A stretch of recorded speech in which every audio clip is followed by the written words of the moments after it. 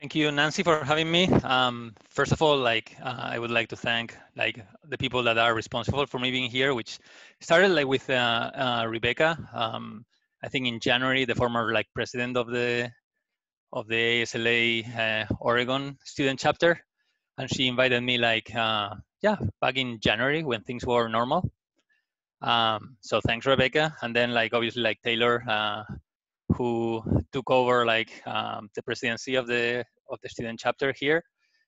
So thank you guys. Thank you, Carmela, for helping coordinating this as well. Yeah, so I guess I should share the screen and start. I guess you guys will be in charge of letting people in if there's someone else in the waiting room. So let's see if this works.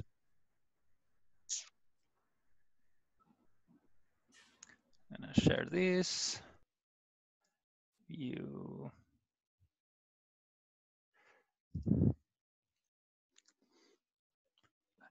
You guys see everything? Good, perfect. Yeah. All right. So yeah, thank you guys again. So I'll try to be quick. I don't know, I hope I give some time for questions after. But pretty much this lecture is gonna be a kind of biography of what me and my partners have been doing in for the last 10 years, and also the way that has prep our where we are right now. Let's see if I move this. There you go. So pretty much this is my timeline. Everything started in the Canary Islands I think almost 15 years ago. LPA was just the first office I was collaborating with, and LPA is Lab for Planning and Architecture Studio, so it's a very ambitious, still small office dedicated to landscape architecture, urban planning, focusing on sustainability.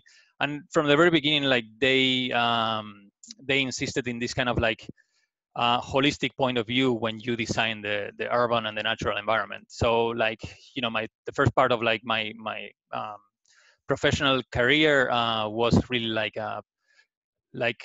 an amazing path, tooling up with all this knowledge and also the interest for digital technologies for 6, 7 years before jumping into my master's at the AA in London.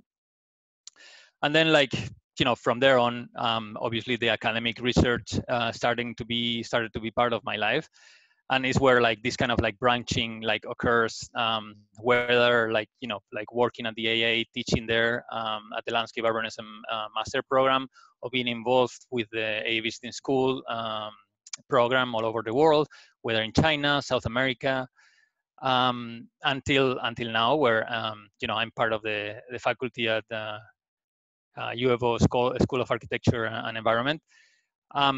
In terms of professional collaborations, I always have to point out the people I've been lucky to work with, which in this case, besides LPA, it's been Martha Swartz in London and in China, and eventually working for Place here in Oregon. Halfway through, actually coinciding with my trip to China, is where me and my partners founded MAPS, which is something that we will talk in a few minutes. But it's interesting, after 15 years of professional experience, putting everything together, that everything I've been involved to, there's a certain coherence, which is interesting. I would recommend anyone to do this after some time working, just to see if there's a clear vector where things are going, in terms of not only working but also thinking. So after 15 years, this is the result of putting together every single professional collaboration, my personal research, and in a way you can see these kind of related images to organic system, complex systems, non-standard design, which is something that I'm definitely interested in. Obviously, credits, I have to show pretty much what I've done in the past with other offices very quickly, so that you have a bit of a background of where I come from. And another story is what I'm doing right now. So images coming from Lab for Planning and Architecture, back in 2008, 9, 10. Super interesting designs that I was saying, like they combine like pretty much like every design field into a holistic view of how to implement things, how to relate to environment, how to relate to nature in terms of design. Then the second step, like, working for Martha, like an amazing experience both in UK and in China, really pushing how much design affects the way people feel about places, about the ability to create something that people like develop an ownership for, which eventually, like, the idea of like digital technologies and digital fabrication obviously like helps in terms of like design and production.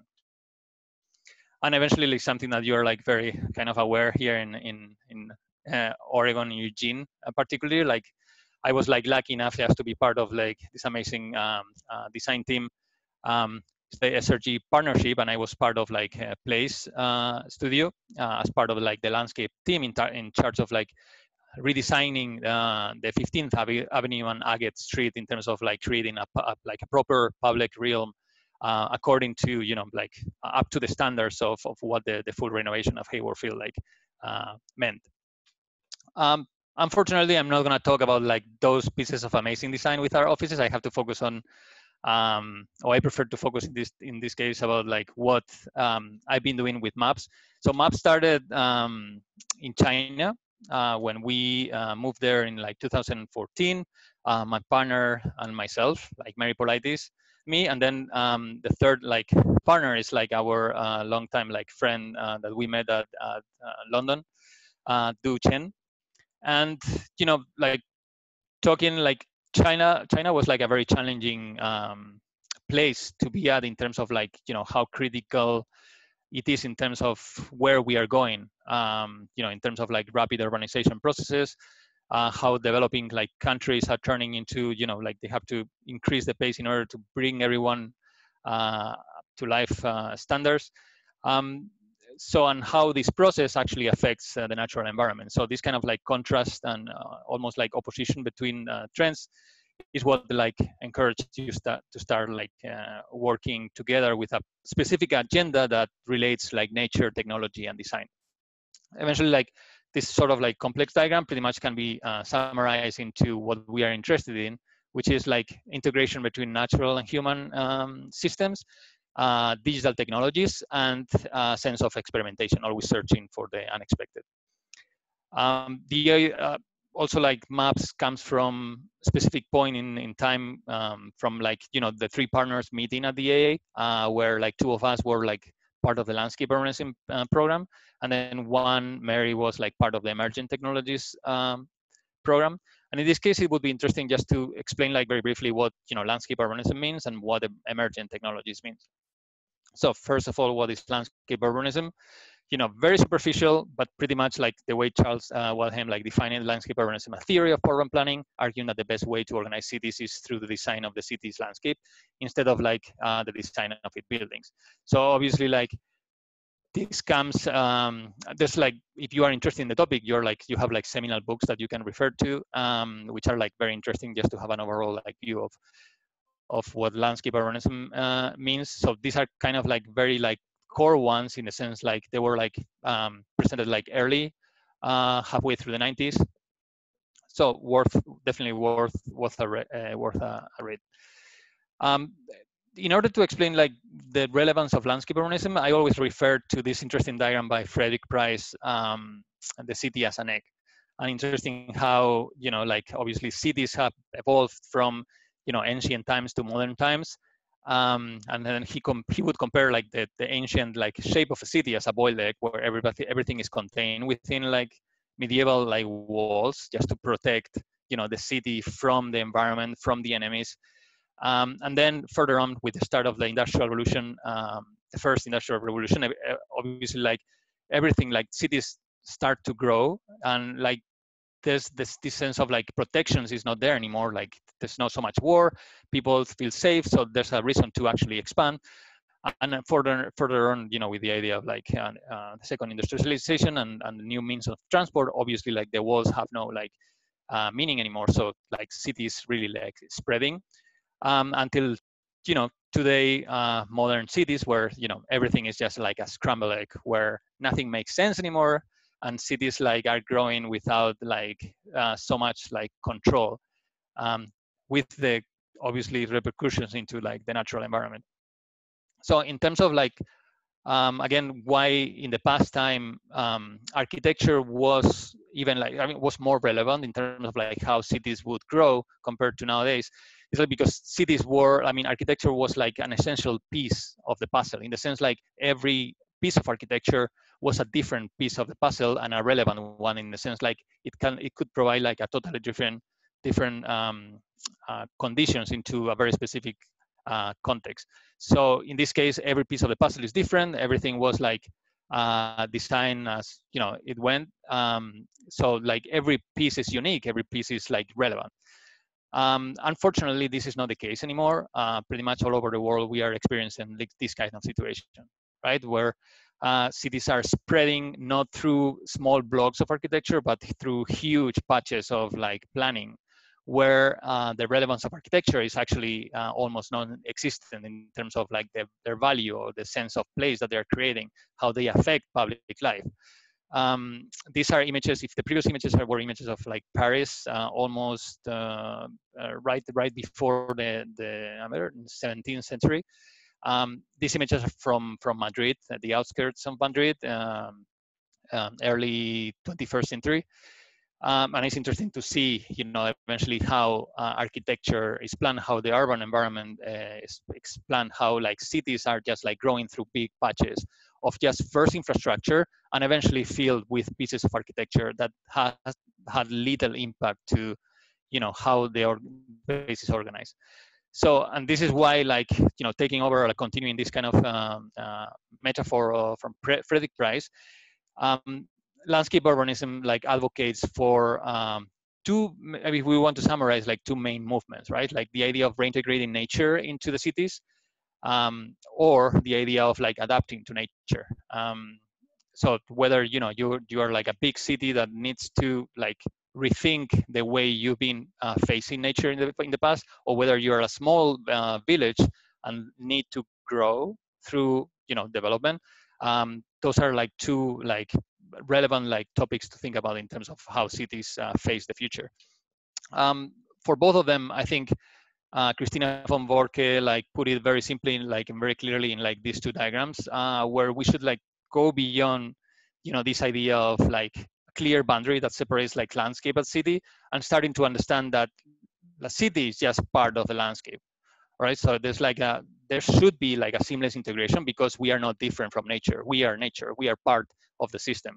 So we should stop like building walls and creating like definitely creating moments where the integration happens as seamlessly as possible. One of the issues with landscape urbanism is obviously its ambition in terms of like scale. So obviously that's the most like difficult part of it. Although like there's been like successful examples that are happening nowadays through you know, like cities like master planning in terms of like roadmaps in terms of how nature is going to be reintegrated. The example of Hamburg, or even like Olympic developments for London, or even like projects in Madrid. And then obviously China is in many ways like leading this kind of approach in terms of like its scale and ambition. On the other hand, we have emergence.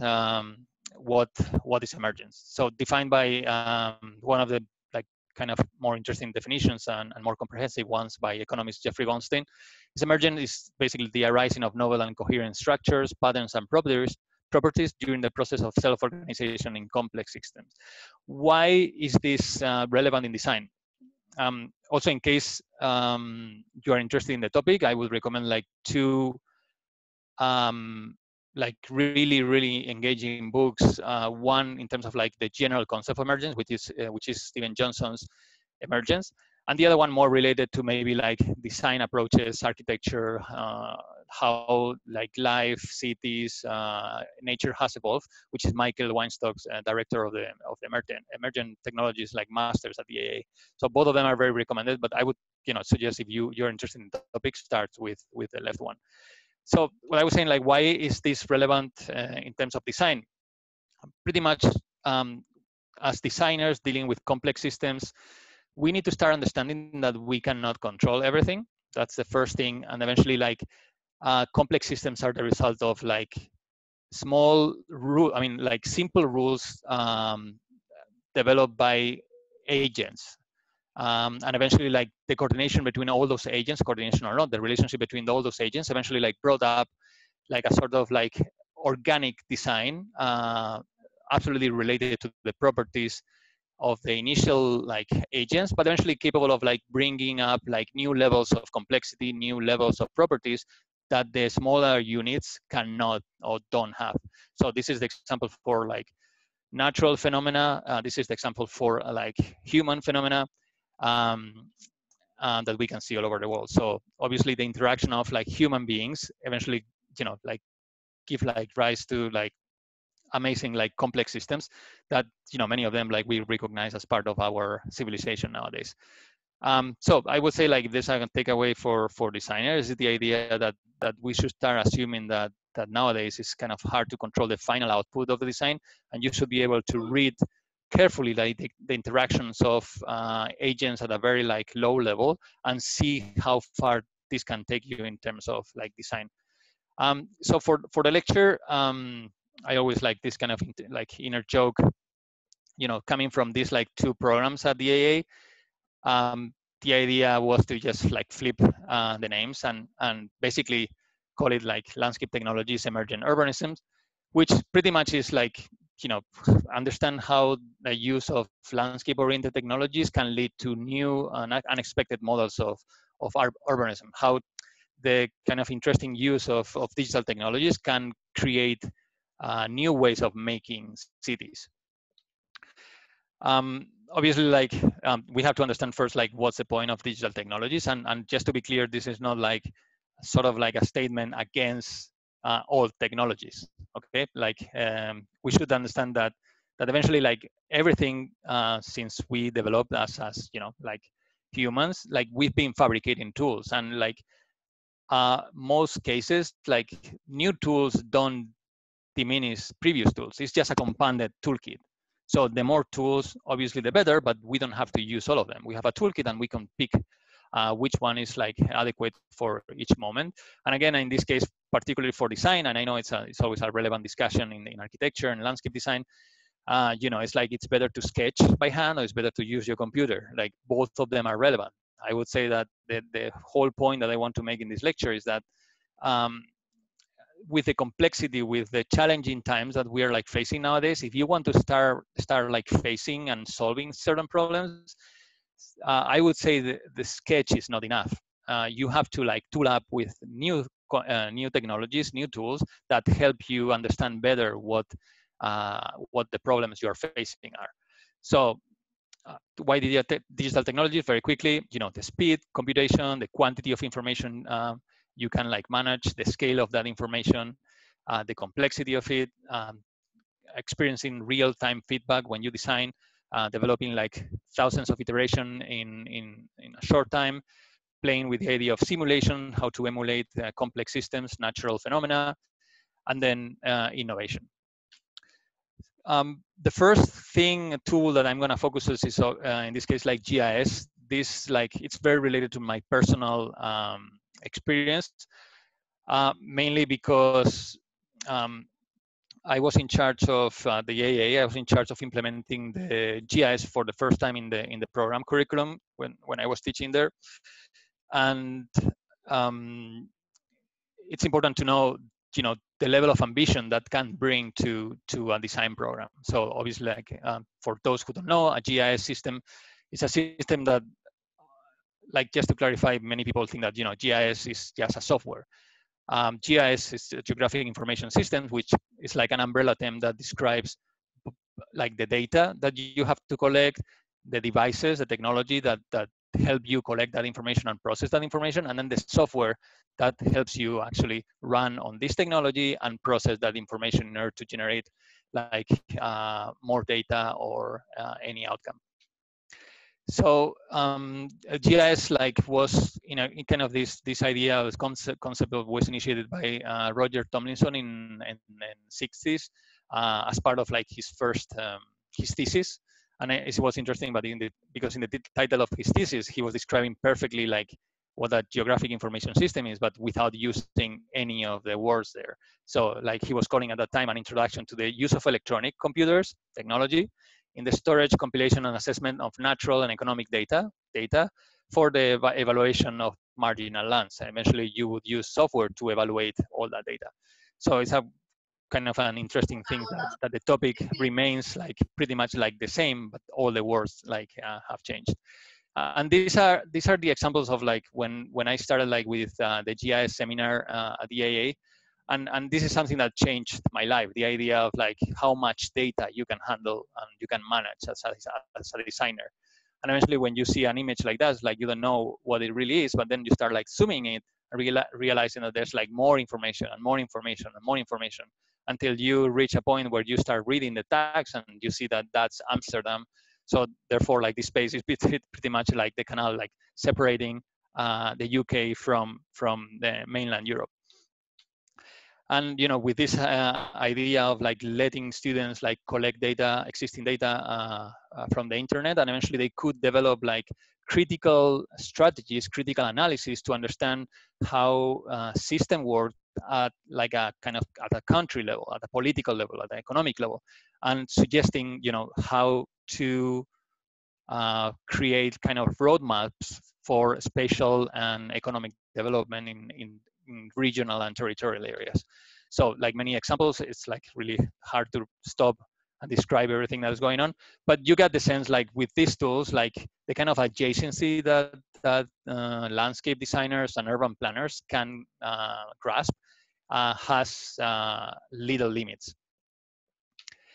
So starting from like maybe now like really like going into what we as maps produce, this was like the first kind of like competition that we started like in 2013, which is interesting, like considering like how naive, you know, we were at the very beginning, like really excited about technology, thinking that, you know, you can like solve any problem in the world. But it's interesting just to see, you know, how the use of technologies allows you, you know, encourage you to jump into any problem thinking that you can solve it. So this competition was trying to create a reflection on the concept of borders between the different like Asian countries, which pretty much like it's about like I think 1, 2 it's like Laos, Myanmar, Cambodia. It's like a dozen, 1, 2, 3, 4, 5, 6, 7, 8, 9, like around 10 countries that are in negotiation to open their borders at a political level, but then in reality, this is not actually happening. So there's a lot of like struggle in terms of like what, you know, there's like an open talk there compared to what's really going on. And what's really going on in many cases is like migration, refugee crisis between like many of them. So in this case, like we were trying to focus on the migrant refugees, like migration between Myanmar and Thailand.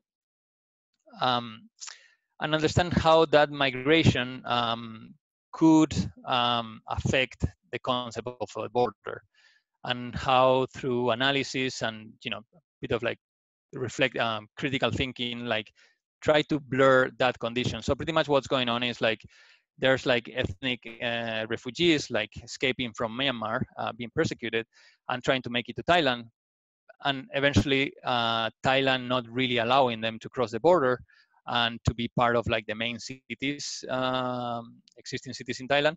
So what the refugees, the only escape that they have is just to remain at the border, whether on one side or the other, and eventually survive there until their political condition changes. So the idea in this like project, in this statement, this speculation, was to, okay, like if we have like this migration going from one side to the other, what if we try to analyze like the perfect conditions to develop not refugee camps, but proper cities?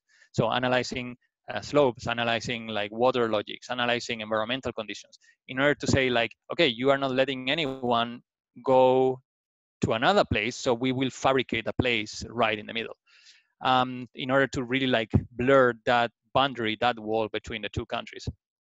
So that started with like, you know, like computational algorithms just to really understand the best paths to go from point A to point B. The red one is obviously the border, and then analyzing slopes, analyzing water, analyzing conditions, and then like comparing to what's going on right now. These are refugee camps. at the border right now, is trying to add the idea of like urban structure, in the sense like creating a hierarchy of spaces, creating like a sense of public open space, private spaces. So instead of like aiming for like a super dense and packed system that doesn't reflect on a proper like urban environment. So the idea here was to analyze the topography and all the conditions that I mentioned before, and then assigning those typologies to the perfect spot in the landscape. So obviously all these are like really like rough working studies, but eventually this was the result of the reflection. And again, like as a designer, it's really naive to think that you can design a city, but in a way you can set up the conditions so that the city can develop like in its best way possible. And this is the result of that reflection. I think the next step in our roadmap was, after like going to China, we were invited by Tom Verves to be part of the ABC school, and in particular, like he helped us like develop a program for reflecting on rural urbanism. So this was made in collaboration with Turenscape Academy in China. And, like I think we ran there like around like 3-4 workshops along like, throughout like 3 years there, which was like incredibly interesting in terms of like, again, being in a critical moment in the perfect place to understand the complexity of the situation. So those workshops were run in Xishinan. It's like a small village, like almost ancient village with a lot of like heritage value and architecture there. But interesting thing is, besides the current appearance, is where it is. Like pretty much, like I call it in the middle of nowhere, right? Although it's not really true, because like really China is like developing at an amazing, crazy pace. But pretty much you can understand what I mean by that by seeing this map. This is a density map of the kind of Eastern China. You can see like Shanghai and Nanjing to compare it. And then pretty much like Xishinan is right in the middle of like a kind of blank page, which is like, again, like an amazing natural environment, like populated by small villages. The problem with that is, again, through the development like strategy that China is undergoing right now, everything started to be connected, and not only through roads, but also through high-speed trains. And this is actually something that, on the one hand, is actually really good to put everybody like in contact together, but also it has like its shortcomings, which in this case is obviously like rapid development that doesn't really get processed in the way it should be, and eventually, like it's a type of like growth that dramatically affects the natural environment. So what you can see is the current state of Xishinan, and then the future master plan on the right. And you see like the amount of development, like standard urban, like real estate development that is going on. And if you see like this kind of like straight line on the left, that's the high-speed train track. So it's like a massive scar through the territory, which actually can bring people from Shanghai to Xishinan in just 2 hours. So imagine what it means in terms of like commuting, like in such a country like China, such a comfortable like means of transport and efficient as the high speed train. that's gonna that is gonna dramatically. Let me cough. That's gonna dramatically change the future of the village. So going back to it, not only it's something that affects like the large scale like view, but also like the amazing like cultural and natural environment that is part of the city, of the village DNA. So the interesting thing about like this workshop was like being used to work in Western countries where there's a sort of like openness to data. Here, the States is a perfect example. You guys have like the best GIS like database ever created. I think I was lucky enough in Spain. It's like following a similar path. So I've worked before that. I worked in like 2 countries that had like an incredible like openness to data. And this actually didn't happen in China. So it was like a sort of like challenge. Like this is kind of like the normal life challenge that we had to face. Not only in the sense like like sometimes a problem with certain infrastructure, but also the firewall, the Great Firewall of China, and also the openness of the data. So in such scenario, how could we lead like a workshop, a GIS workshop like centered on GIS technologies without having the access to those technologies? Among other like solutions, this was like our answer to that. It's like, okay, we cannot download data, we'll create our own data.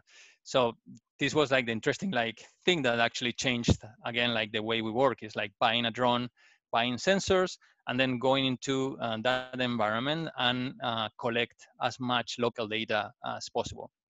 And obviously, like what happens when you collect data is that you start like modeling it. And with the drones, like the technology, like already like it's developing at such a like an incredible pace. But at that time, I think like 4 years ago, um, obviously the amount of information that you could collect and what you could do with that information was incredible for us, really mind blowing. In this case, like the detail of resolution of the information of the imagery that we can take in terms of like really grasping the richness of such environments.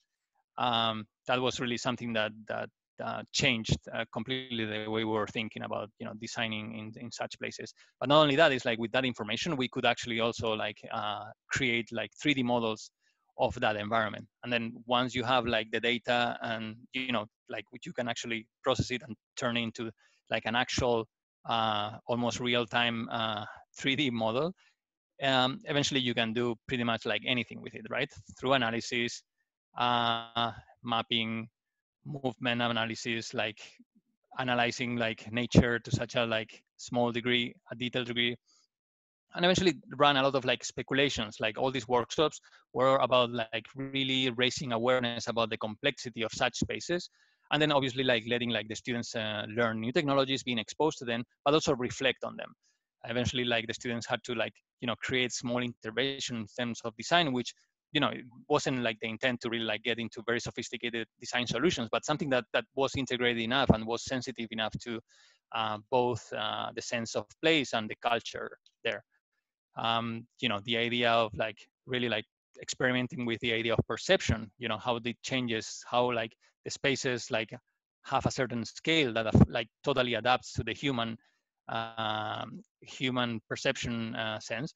In this case, like really experiencing like this for like 3-4 years was an incredible incredible experience. And again, like those kind of like small, very like interwoven sensitive interventions that could speak about like art, culture, heritage. um yeah, so this was like really like amazing times there. And again, like something that very kind of powerful in this case is like the idea when like when we design from like the safeness of of our computer, right? Like we are in our office in front of our screen and we think we can do everything, and every line we like trace has no importance. Obviously being there and being able to compare the digital to the real like almost every day, actually that's something that I would encourage like to any in any design process. Eventually understanding what it means when you collect data. Is that data 100% real? It's never 100% real. So there's a lot of like simplification going on. So you have to be aware of what's the gap between the two worlds, and eventually create something that merges the two. It's like it's super efficient to collect the data, but eventually you have to reflect on that. So the idea of interacting with like local authorities, interacting with local citizens, really understanding the problems, and really like embracing the culture in the place was pretty much like the best thing of those workshops. So, so I was saying like this lecture is very biographical in the sense like every single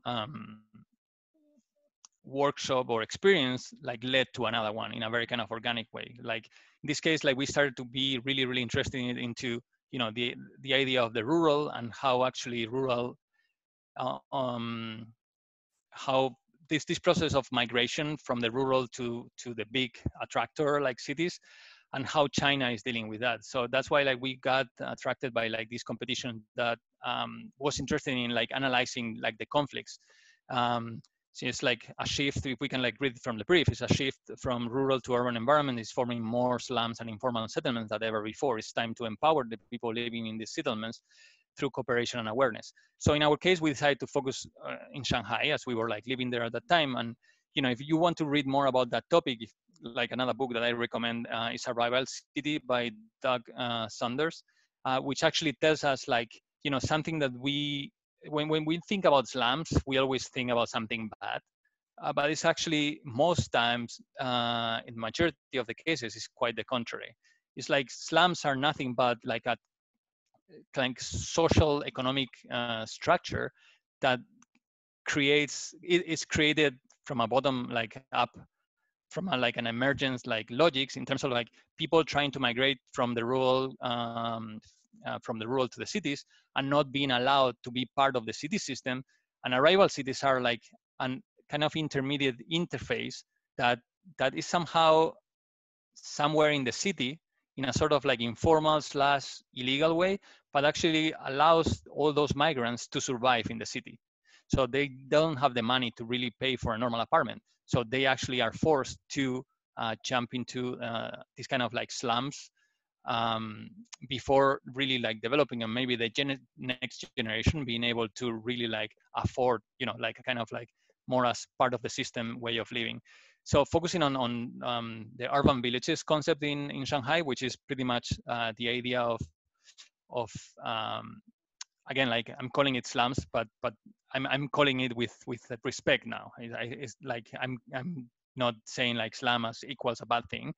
Although depending on how they are evolving, obviously like this is not the best like place for living conditions, especially like with landlords like somehow control the villages and then they allow more and more people to come, and then eventually they don't care about how people actually live inside those places.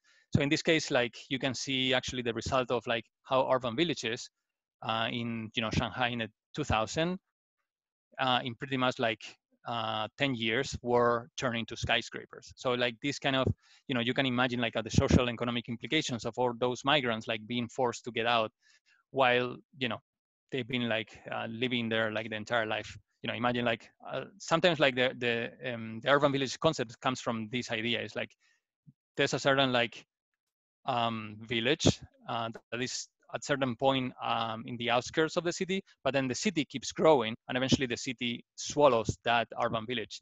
And eventually that urban village that village turns into an urban village and eventually like develops like kind of slum conditions in the sense that it keeps adding more and more people, increases density, and therefore like the living conditions start to decrease. So the idea here was to, in a way, find a compromise and trying to like bring a kind of like open green infrastructure within those urban villages in order to like not increase the economic value per se, but that develop something that the city would understand and something worth keeping.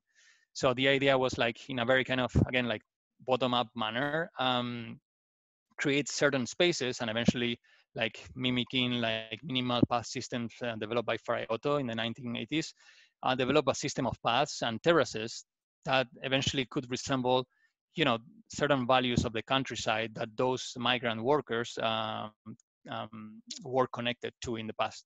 So through like these techniques, eventually like letting, certain like logics populate those spaces and eventually like create an open space that eventually can be developed as food production or just like pure scenery. And also an interesting thing about that emergent like concept point of view is like we as designers were interested in just creating a setting, creating like a framework that it could be developed in any way possible, and that any way possible would depend on the people living there. So as a designer, like I was just interested, we were interested in just creating that setting, and eventually like whether the paths go in this way or another way, I really don't care, as long as the idea is there and eventually encourage people to develop their own environment. So it was a kind of like interesting like test. And then like the reason why like the next project like is gonna come is like at this point, we always analyze, what was the result of the previous project and what was lacking there. And in this case, like we felt like this kind of thing would be interesting to really analyze what was going on inside those spaces in terms of environmental analysis to really understand what type of planting, what type of like ecosystem we could create. And that's why we come to the idea of the ecoregions like project and kind of like a toolkit to analyze from an environmental point of view parks in Shanghai. So I'm gonna start like try to speeding up. Um, just trying to make some time for any questions if necessary. This whole like research was based on the idea of ecoregions. So defined by the WWF, it's a large unit of land or water containing a geographically distinct assemblage of species, natural communities, and environmental conditions. The interesting thing about ecoregion concept is very abstract. It's something that architects, designers in general love, because it's a topic that we can deform and apply to anything. And in this case, like it's interesting to see how the concept of ecoregion can change, or the result, the outcome can change depending on the scale and depending on the amount of information. So if you look at the overall like world picture, I think you can like describe around 15, a dozen of different like major ecoregions. But then when you start like zooming in and you go to the United States, for instance, I think you can count around 85 different ecoregions. But if you keep zooming it, there's like some research going on, which like actually states that there are almost like 3,000 ecoregions in the USA.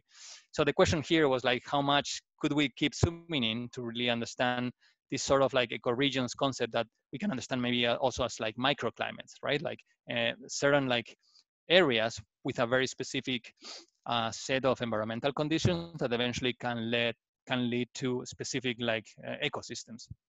So that was like, this was our like main questions, like what about like ecoregions in an urban environment? So this is Shanghai 2015, 16, when we were living there, pretty much like next to it. And that's where the park we were going to study was. And the reason why we were picking it is because it was like really next to where we were living, our apartment. And also we could, and specifically we could jump there, collect the data, and then run away before like people, you know, could see us like flying our drone and starting to ask questions. Again, like what our friend, and like, again, that's the same process that we had practiced at Shishinan. And eventually was like really interesting just to see, you know, how much information and how we could model the existing conditions. And then, you know, the comparison between like a standard like Google Earth imagery in Shanghai at that time compared to the imagery that we could actually create with our drone. And eventually this helped us just to even identify like plants, existing plants, and keep running models, environmental models, extract the topography automatically, and eventually run solar radiation, run water accumulation models, wind models, and, you know, put them together like through map algebra, also like a GIS well-known technique, and eventually developing, you know, what is supposed to be like the environmental like microclimates of the site. And then the whole point of this research was like to put it together next to the kind of what we call like if one is the environmental layout of the site, the other one is the cultural layout. So something that someone designed a specific point in time, like based on their beliefs in their like cultural like background. So it's a very kind of imposed in a way design compared to what emerges from the environmental analysis of the site. And that was the reflection that eventually, like, if we start operating more from like, you know, the idea of like database knowledge, not diminishing the idea of culture and the idea of aesthetics, human-driven aesthetics, but it's important to somehow find a balance and, you know, understanding that the environmental constraints resulting from the urban environment and design landscape upon them, we can be promoting a self-maintain ecology that aims to truly integrate nature within the urban context. I think like we are like facing the end. This is gonna be again like the last step in the road, or second the last, in the sense like, you know, we've been tooling up, learning a lot of tools, and not really like jumping into design, right? Like it's been more about collecting that information and really like being proficient in it. So what happens when we need to design something? And it's also like a good excuse just to show that everything I've been showing is not something that it's just a theoretical approach. It's something that cannot exist in real life. I totally disagree with that. So this project was a couple of years ago. These are the Canary Islands, is where I'm from, this island here. Although the project was part of like Lanzarote. And the interesting thing about the site is was part of like a very, very complex setting. In the sense like this is the site of the project, which you can see is part of like a large scale system of infrastructure with an airport on one side, the actual neighborhood that was claiming, that was demanding the park, um, coastal condition, and then a highway that connects the north with the south of the island.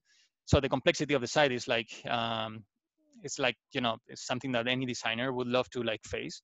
And you can see, you know, like some aerial imagery to understand. But I think like one of the main points here was like how to design a park for these conditions. It's like a park where you can be like walking your dog or playing with your kids, and eventually you see a plane like trying to, you know, land on the other side, and you know, like what it means in terms of like design input. And again, from the very beginning, the idea was to like really create sort of like landmark that would connect to the existing tourist road network in the city, in the island, and then borrow from like many projects that you can find on the internet already. Like some of them are already like, you know, like developing these kind of ideas where landscape actually can perform as a barrier, right? And in this case, a noise barrier. So that obviously not to block 100% of like the noise coming from the airplanes, but at least like use as a buffer area so that, you know, the noise doesn't affect so much the neighborhood nearby. The idea of like, you know, compensating cut and fill so that we generate like zero waste, and eventually like understanding, putting everything together to understand where the access should be, where the views are, where the circulation, existing circulation, and all the environmental. And obviously like this is a kind of summary of a very kind of like, you know, design approach, right? It's like you as a designer sketch where things come from and what you can see immediately, which again is like always very useful. But also like, we have to understand that we have a better toolkit in order to add to those logics. So by putting everything together, we started developing like a network that eventually we would try to test in terms of circulation, in terms of like environmental analysis, to see how that network would evolve and get deformed in order to create something more performative. So in this case, like this network, if we tested against like mobility, we would discover that many of these like potential paths could be used more than others. So and eventually it's like a very kind of going into more efficient in the sense like we need to, you know, decrease the amount of circulation in order to create better spaces. But eventually like it's interesting how from like a almost triangular system, eventually through the optimization, we led to a sort of rhomboidal diagrid system that coincidentally like, you know, resembles something that is very kind of local, which is like the beach, the dunes, like beaches nearby. And that was pretty much like the whole like leitmotif of the project. Is like how these dunes will be created and would go up and down in order to react to environmental analysis and social analysis. So in this case, like this is the current state, it was the current state of the topography, and how through the dunes, like solar radiation would obviously, we will create like pockets of relief in terms of shading, water accumulation points, and then noise buffering. Obviously, like, you know, I'm not gonna stop into this, like those like ups and downs eventually will lead to a specific like planting strategies. And eventually this is like pretty much the result. It's like a system of like a landscape system that eventually allows for architectural colonization. And again, it's like creating this kind of like setting so that, you know, the design could be this or could be something else. We as designers were interested in creating just a framework. And just to end, and I promise is the last one, is how this actually related to the last like seminar that both Mary and I were like leading at UVO, which is again like using this project as an example of something that could actually be used in real life. So our like seminar was called Topo Architectures, and eventually the idea, the main leitmotif was aiming to blur the boundaries between the urban and the natural and explore the potential of digital tools and techniques in the conceptualization, development, visualization, and fabrication of innovative architectural landscape hybrids. and how, going back to these images that we showed at the very beginning, is how, we've been doing this for a long time. We both as human beings, but also nature. So it's something that is actually possible, understanding, the nuances of the territory. And eventually, like what we were asking the students is like how, you start from like a virgin like site, and then analyze it, really understand the nuances, the complexity of the territory, and then develop, experimental structures, something that eventually can lead to potential design, but always like something that is sensitive, that recognizes the complexity of the site. And in this case, like, I think the students did like an amazing job, like mapping, analyzing, learning tools. All this was done in 10 weeks. I know at the end they were exhausted, so I'm gonna be like thanking them for the rest of their lives. But pretty much like really, when you read something that always seems like a blank stage, like that's not true. It's like, look at the complexity that can arise from that condition. And eventually, we were like sort of encouraging the students, like from this data, jump into any type of geometry, but actually that geometry is driven by the data, which is driven by the natural environment. And practicing, developing their skills in terms of fabrication, and eventually developing like an architectural landscape design infrastructure or slash structure that could live on top of that new topography. And again, always sensitive to what the data and what to the environment was telling them. So even like very kind of like large approaches, even this, like I have to recognize that this is a very sensitive approach, in the sense like, when you study how you touch the ground, how you minimize the points in which the architecture touches the ground, in order to like liberate as much as possible. Obviously, this creates conflicts in other ways, but in this case, like it's about like really, establishing a dialogue. Not saying that design stops here, but eventually, even that these things, I find it interesting because of that kind of like dialogue between the build and the topography. Jumping crazily into experimental things, and this is like just to give credit to the champions that resisted like 10 months 10 weeks with my partner and I. So like thanks to all. If you have any questions about like this seminar, you can ask these guys about that. And then just to end, I always like end up with this slide, which is another book. If you would like look it up, by Makoto Sei Watanabe. I think it's Induction Design, which like the main point is like, after he's a pioneer in digital and computational design. But the interesting thing is that one of the main statements is like, the idea about technology is not to help you automate the design. It's actually about saving time so that you can improve your design. So it's a very interesting thing. He claims at the very end, like it's all about higher quality, not more efficiency, which is something that we have to understand when we use those technologies. It's always about, better quality, not faster. And that's all. 5 minutes left for questions. Sorry, guys. Thank you so much, Ignacio. That was a fantastic presentation there. Yeah, we do have a couple minutes for questions. If you want to just jump in with a question, go right ahead. So are the questions like stated somewhere, or it's about opening microphone to people? I don't know how it works, or how you guys... We were just going to allow the open the microphone. Okay. Okay. Thanks, Ignacio. That was a really great talk. Hi, Heather. How's it going? Good. Thanks. Will you be teaching a class this summer? To be honest, we are in conversation. Teaching this summer is very challenging, as as everybody knows right now. We are in conversations with some professors to establish certain collaborations. Nothing hasn't been like fixed yet, so we are really looking forward to it. But I don't know, like due to the current situation, I don't know if it's gonna be possible. I cannot like say yes or not right now. I'm just saying that we are really looking forward, and we are in conversations with some professors. So I guess like I don't know at what point all these things will be announced, or but yeah, hopefully. Yeah. Thanks. I guess I have a question. So in your project in China, the design of the small of the park, you were talking about the emergent landscape design, in which you're collecting data from the local landscape. And there was also a comments about the imposition of the past design of a cultural design onto the site.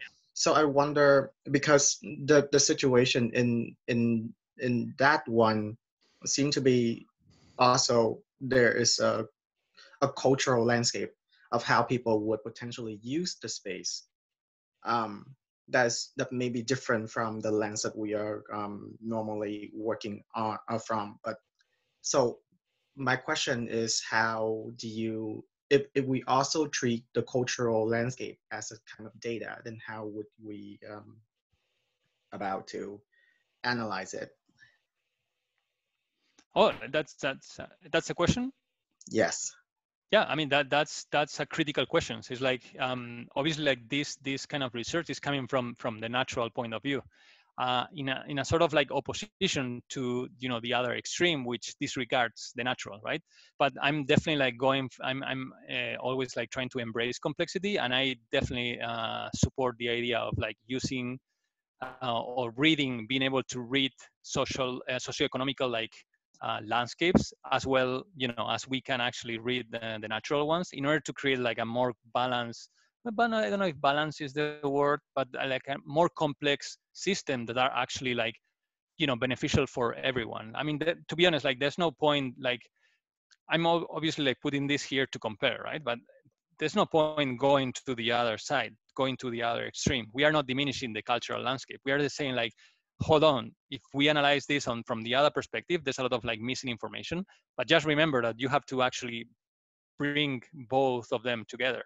So nothing on these like lectures should push you to go into a binary system where what I'm saying is right and what is out there is wrong. Okay. I'm pretty much defending is like, like complexity, which is everything you're saying is correct. And actually there are like many people already doing that. Eventually, like we can analyze many of the images that I've shown here. Many of them are not related to nature themselves. Like if you go to the Shishinan workshops, eventually like, like this image here is related to people walking. And this is the result of the data. It's up to you what to do with it. If you put a design emphasis there where people meet more often, that makes sense, right? Like this image here is related to the presence of heritage buildings within the village. So again, it's like a social-cultural layer. And eventually it's just putting everybody together and not ignoring one of the extremes from the very beginning. I see. Thank you. Mm-hmm. Hey, Ignacio, this is Jody. Jody, how are you doing? Good. How are you, sir? Good. Good. Well, I wanted to say great presentation. Thank you. I think what's really great to see in the depth of the work that you and the MAPS team have done is not only a research kind of based design approach, but that research-based design then kind of influencing an intuitive decision, right? Which is difficult because we don't want our work only to be done by code or only to be done by computers. We still want our creative side to be able to come through, but we want it to be informed with information and data. And I think that's really valid for the way that you guys have approached that. I'm kind of curious, especially for students who are thinking about, moving into professional practice in the future, how to take the tools that they kind of learn and that are rather cutting edge, right? How do they take those tools and implement them into a professional practice with perhaps a studio that has a previous implementation in the way that they do work? How can new students take what they've learned and kind of interweave them into a professional practice that maybe hasn't thought this way before? Yeah, that's a challenge. It's a critical question in the sense that for whatever reason, and this is not like related to landscape offices, it's related to pretty much like every industry, in the sense like everything that is working and is working fine for certain productive entities, like there's no reason to change it until they are like absolutely desperate for to change, until economic recession or any other like force like bigger than life is pushing them to do it.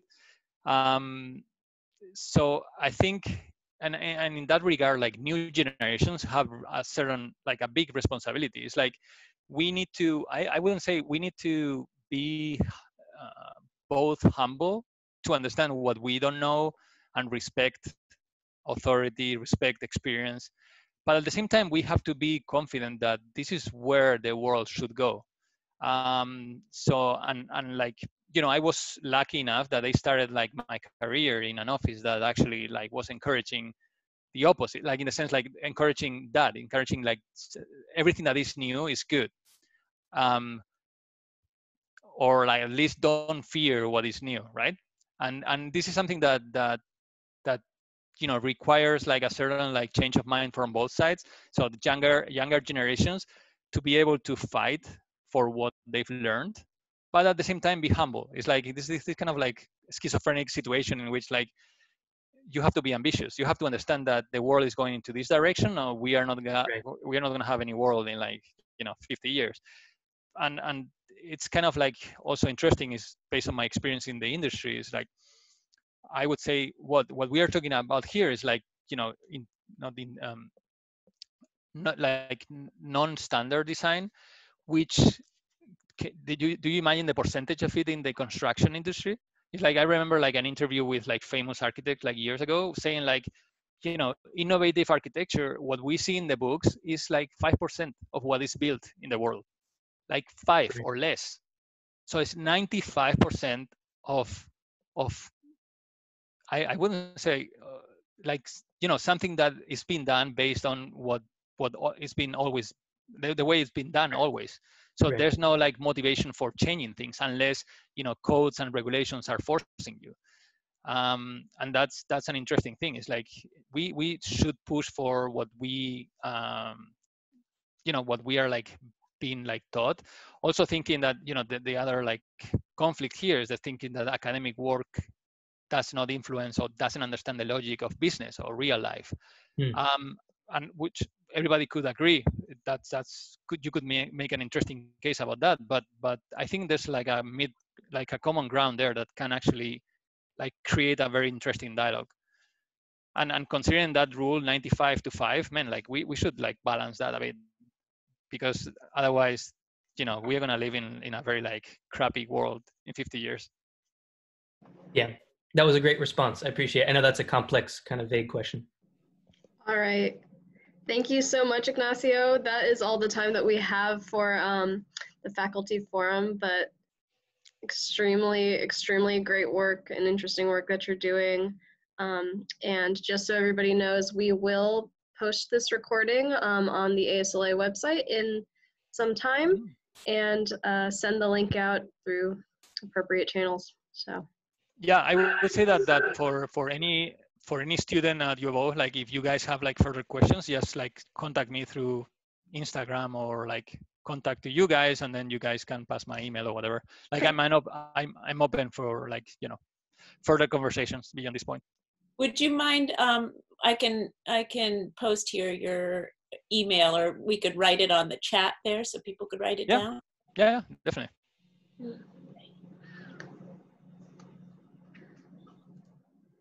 All right. Do you want to do it, or do you want me to type it in here? Oh, I can do it. I can do it.